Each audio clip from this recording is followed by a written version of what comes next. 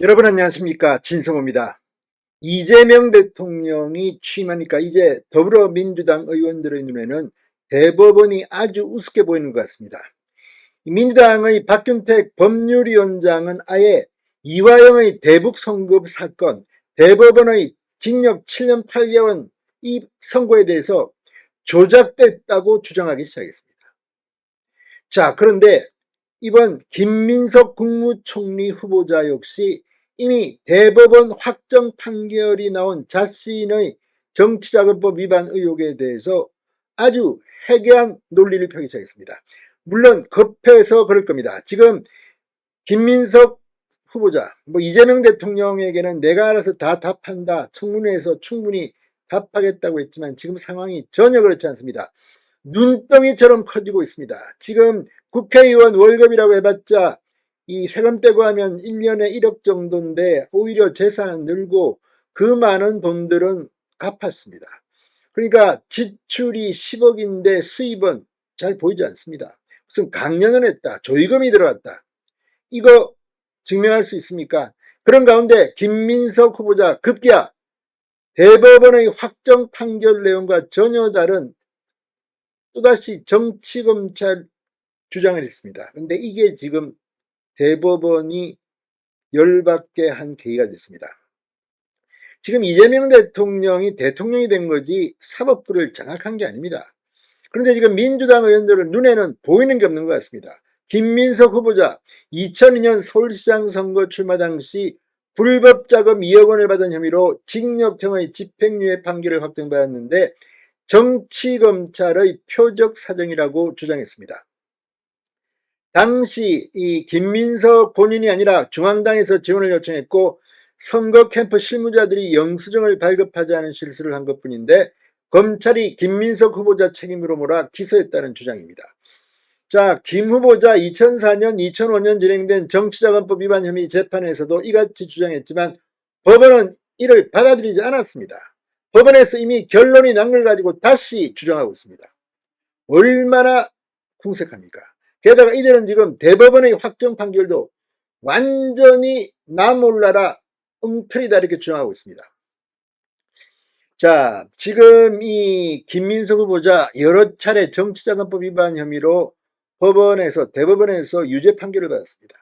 그런데 이 2002년 서울시장 선거 이명박 후보와 붙었습니다. 당시 그쪽은 정말 김대중 대통령의 거의 지원을 받은 김민석 젊은 정치인 상당히 기대를 한 것 같습니다. 그러나 이명박 대통령, 이명박 후보에게 참패했습니다. 자, 그런데 지금 이 김민석 후보자가 매일 무슨 입장문을 올립니다. 해명을 한다는 건데 16일 새벽 1시경 자신의 페이스북에 이런 글을 올렸습니다. 저도 모르게 중앙당이 요청했던 선거지원용 기업 후원금의 영수증 미발급 책임을 후보인 저에게 물은 이례적 사건이다. 이렇게 말했습니다.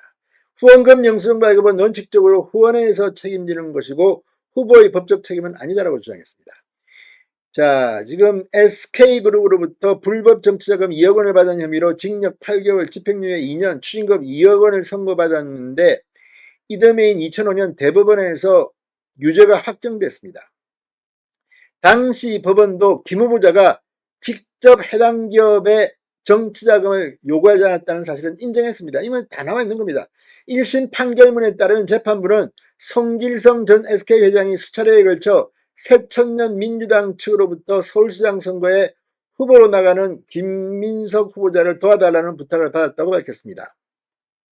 하지만 재판부는 판결문에 김민석 후보자가 당시 해당 기업 관계자로부터 돈을 전달받으며 영수증은 어떻게 해드리면 되겠느냐 이렇게 물었고 기업 관계자가 그룹에서 올해는 법정 기부 한도가 다 차서 영수증 처리가 곤란하다고 답한 사실을 확인했다고 밝혔습니다.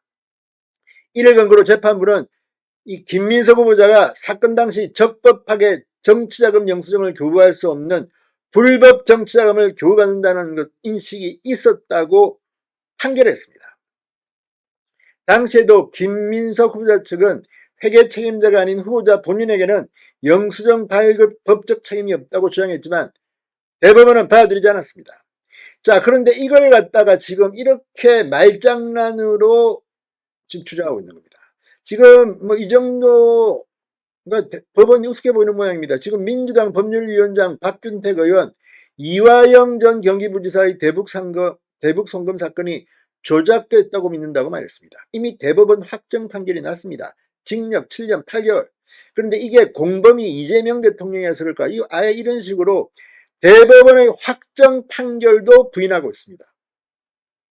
자, 지금 이 범여권 조국 전 장관, 송영길 전 민주당 대표도 사법 탄압 피해자 이렇게 주장하고 있다고 합니다. 지금 대한민국의 사법부 민주주의를 다 깨버린 건지 지금 이들의 이런 것들 정말 걱정됩니다.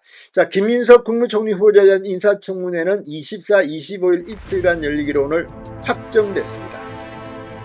정말 야당이, 국민의힘이 제대로 실력을 발휘하기 바랍니다. 신성호의 융단 폭격이었습니다. 여러분 감사합니다.